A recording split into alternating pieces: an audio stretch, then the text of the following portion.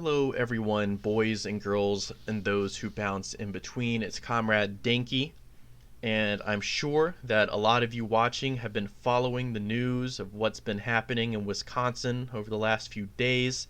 In the city of Kenosha, there have been a series of shootings, two shootings in particular that I want to speak about in this video. So the person we're looking at right now is Jacob Blake.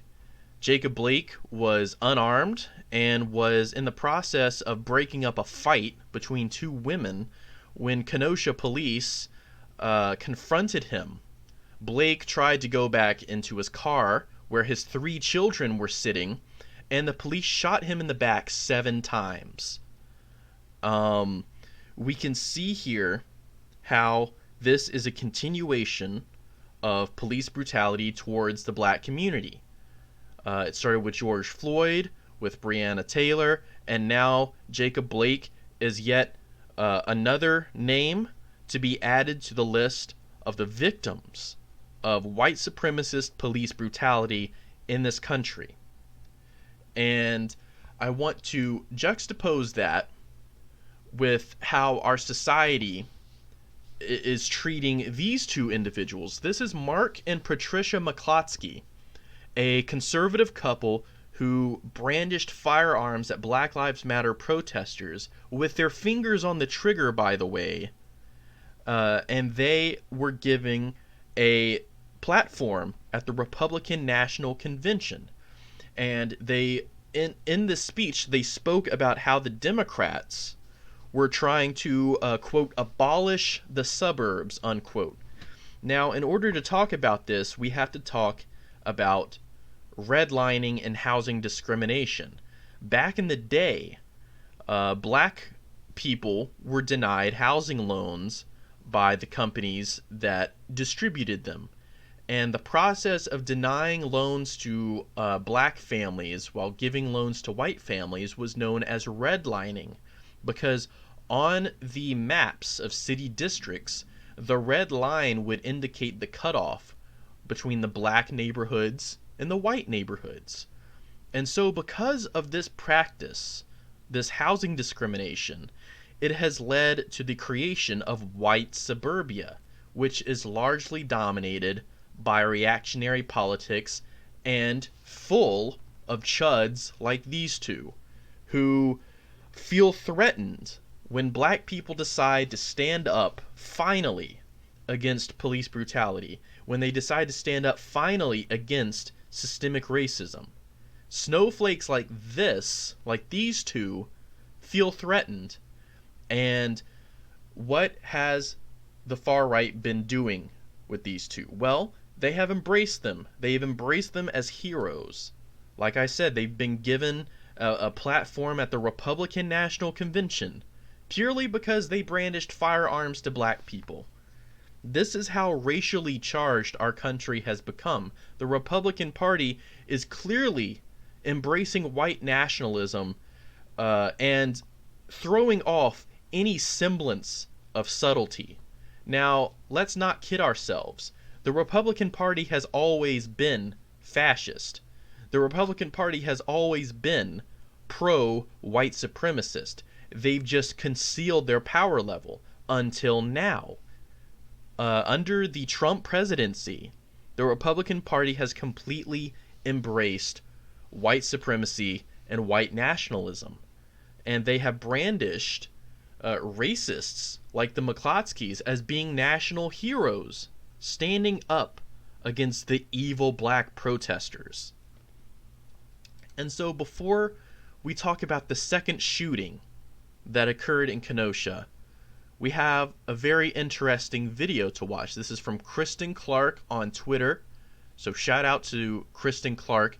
This shows the police directly collaborating and endorsing a fascist militia, an armed fascist militia named the Armed Citizens to Protect Our Lives and Property. This militia was also supported by Alex Jones' website InfoWars. So let's see how the cops are supporting these fascist armed counter-protesters. If you can keep people from pointing their guns at the crowd, it'd be great. Yeah, no laser pointers either. No laser pointers. They think that's guns too. That's what started most of this. So you can see walking alongside this cop, who is also armed, is an armed militia member named Kyle Rittenhouse, who later this evening would go on to shoot 3 people, killing 2 of them. And he is being touted as a hero by the Republicans, as a hero by the conservatives, who bravely was defending himself against the Black Lives Matter protesters. And keep in mind that Rittenhouse came to Wisconsin across state lines with a gun, with an AR-15, which is already illegal. He's already breaking the law here. But the fact that this clown, this fascist murdering fuck, walked up to the protesters, he didn't have the intellectual wherewithal to stay away from the protesters, which would surely de-escalate things. He decides to go up to them, to confront them. And so when protesters begin trying to tackle him to take his guns away so he wouldn't kill them, he proceeds to kill them. He proceeds to shoot 3 of them, and killing 2. But I'm getting ahead of myself. Let's see how the cops treat this violent terrorist who had every intention, mark my words, Kyle Rittenhouse had every intention on killing someone in Kenosha last night. He had every intention of doing that. There's not a bone in my body that thinks that this person was just trying to defend private property. No, this was a 17-year-old fucking LARPer who wanted to lock and load and kill black people. Way back by the gas station again. Hey, thank you guys. You need water? There's a guy to our right. You need water. So the cop just said, hey, thank you guys for being here. Do you need water? Does anyone need water? Wow, how generous of the cops. You know, do you think that the cops offer the Black Lives Matter protesters water? Do you think that they say, hey, thank you all for being here, for exercising your First Amendment rights? Of course not. The Black Lives Matter get shot with rubber bullets. All right, the protesters get shot with tear gas, which is a violation of Geneva Convention protocols. The protesters are the ones that are being shoved into unmarked vans and whisked away to undisclosed locations. The protesters are the ones who risk their voting rights being denied. Thank you, Bill Lee, governor of Tennessee. I'll get to that story in a minute, ladies and gentlemen. But keep in mind, the protesters are the ones facing crackdown by the state apparatus.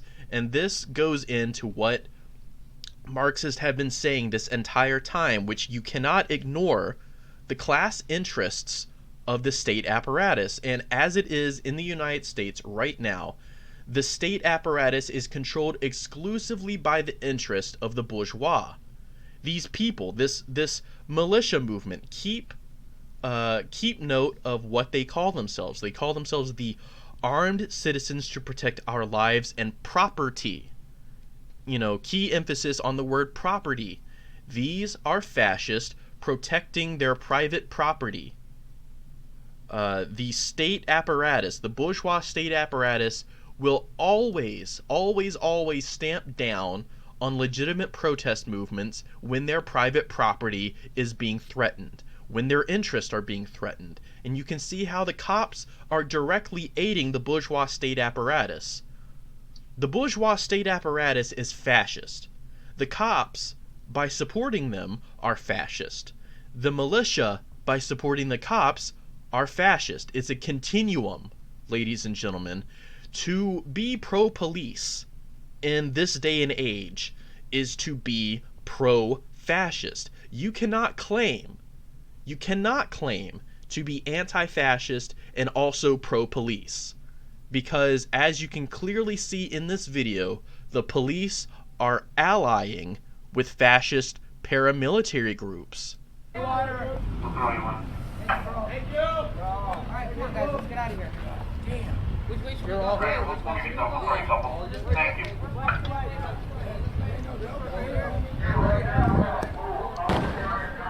So you can see the murderer, Kyle Rittenhouse, the terrorist, walking across the street. Yes, you. You are a civilian. This area is closed to him. You're trespassing. Leave. Leave now. Can you throw one up here? Officer, can you throw one We got a couple. We got to save a couple, but we'll give you a couple. We appreciate you guys. We really do. So the cops are throwing bottles of water at the militia members, saying, "We appreciate you guys. We really do." And that raises to me an interesting observation. That these militia members are the same types of people who would have assisted the SS in rounding up Jews.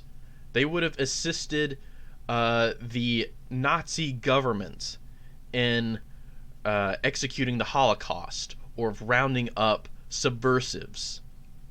These militia members are the same kind of bootlickers who, in 1940s Germany would have supported the SS. They would have supported Hitler. And you can see them now supporting the cops as they're shooting protesters with tear gas, as they shot a man in the back 7 times in front of his children, as they are shooting people with rubber bullets, as they are putting them in unmarked cars, and these are officers without badges, DHS officers, and they are whisking them away to undisclosed locations. We're seeing now the protesters losing their right to vote. And all the while we see the cops, we see the state apparatus stamping down on the protesters and assisting this right-wing militia. And how many of these militia members are LARPers? They're wannabe cops. It's really pathetic. Like, you cannot clean these boots any better by licking them. If you were, they lick the cops' boots even more than someone like Charlie Kirk does. These militia members, they essentially want to be riot police. They fetishize the riot police. They want to be those asshole pigs who shot Jacob Blake in the back 7 times. That's the kind of person that Kyle Rittenhouse idolizes. That's the kind of person that Kyle Rittenhouse and all these other militia fucks want to be. Hey, can we go this way? Can we walk this way? So anyway, one of the people killed by Kyle Rittenhouse was a brave comrade named Anthony Huber, who left behind a girlfriend and a daughter, a little girl. This man was a father, and he was trying to protect the protesters in Kenosha by tackling Rittenhouse and taking his gun. He was brutally shot in the chest, and he was left to bleed out by the cops. No ambulance came for him. The cops let him die on the street. And meanwhile, Rittenhouse, the 17-year-old fascist fuck who crossed state lines with a deadly firearm, completely intending on killing protesters, was apprehended without issue. He wasn't shot, he wasn't tear gassed, he wasn't billy clubbed. They probably gave him a little pat on the back when they were putting him in the paddy wagon. And they said, "Good job, son. We only have to arrest you because it's our job, but we're going to go easy on you."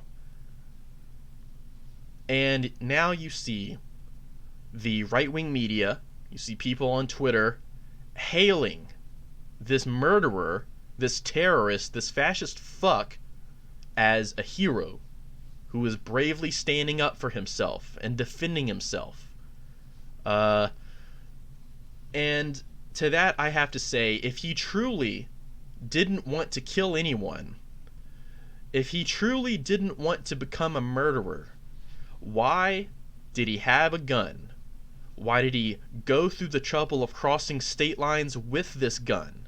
Why did he march up to the protesters instead of staying away from them? If he was really trying to defend his life, to protect his life and his property, then why didn't he just stay the fuck at home? and have his, just look out the window with his gun. All right? Why didn't he do that? Why did he try to go up to the protesters? I'll give you the answer. He wanted this to happen. He wanted to kill people. This young man had every intention on killing Black Lives Matter protesters. He's a terrorist, and now he's been apprehended. But mark my words, he will not receive justice. This person will not receive justice. He will be heralded as a hero, and he'll probably get pardoned by President Trump at the end of the day. And keep in mind that there are liberals who are finger wagging, saying, oh, the protesters should have done this, they should have done that, they should have done the other thing. Liberals will always side with the fascists. They will always make excuse for the fascists. But in reality, what the protesters need to do is they need to arm themselves for their own safety, not to go on the offensive. And before YouTube tries to claim this video as promoting terrorists, keep in mind that we do, in this country, have a Second Amendment right to defend ourselves against a tyrannical government. And that is exactly what is happening right now. All of you Second Amendment bros out there who are shilling for the NRA and shilling for the cops and shilling for Trump, you are literally doing the opposite of what you all claim your reason for having guns is, to stand up against a tyrannical government. Here the government is acting with tyranny. Like I said, unmarked police cars are putting protesters into black vans and whisking them away to undisclosed locations. That's fascism. The police, the cops, are siding with right-wing fascist armed paramilitary groups. And the left, the protesters, need to defend themselves. They need to arm themselves. And they need to not allow themselves to be disarmed. And at the same time, they need to wear protective gear, protective equipment, set up medical triages, set up safe houses, and get the infrastructure to coordinate and to handle all of these things. The protesters, and I count myself among them, we need to organize. We need to prepare ourselves, because the state is going to continue stamping down on us, and it's going to get even more desperate and even more forceful, because if this incident in Kenosha is an indicator of what is to come, the protesters, the Black Lives Matter protesters, the left in general, we need to start arming ourselves for defense. Keep in mind, for defense. I am not advocating on this channel that we go on the offensive, that we start killing cops, that we start killing, paramilitary militia members, nothing like that. I'm saying purely for self-defense, we need to arm ourselves. And keep in mind, and I want to remind all my viewers here that I believe in the Black Lives Matter movement.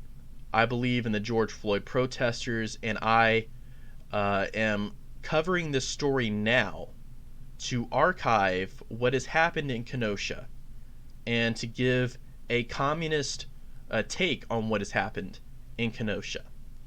But the working class needs to start organizing itself. You need to join a party. You need to join a group. All right? To be a free agent is to leave yourself open to fascism. You need to band together for your own mutual defense. And right now, if you are a protester, do not expect the police to defend you when you're shot. Do not expect an ambulance to come for you. We need to set up our own medical triage units. And this is even more important than arming, in my opinion. Because so many people, so many protesters are being injured by rubber bullets or tear gas, or in this case, by a crazy chud shooting them up. We need medical experts in the protests to set up triage areas. And we need to get a grip, America. We really, really do. We are seeing fascism bubbling up through the cracks and is festering in this country, and it's tearing it apart at the seams. And this Kyle Rittenhouse kid, mark my words, he's going to be heralded as a hero by the right wing. And as long as there are people out there calling him a hero, I will continue to call him what he actually is: a terrorist, a murderer, and a scumbag fascist fuck who needs to be in jail for the rest of his life. He needs to rot in a fucking cell and never be allowed to see the light of day again. My heart goes out to Comrade Anthony Huber, the brave protester who tried to stop Kyle Rittenhouse and was shot and killed. My heart goes out to Jacob Blake. My heart goes out to all the other protesters who are standing up against the police. And I support you. So, solidarity.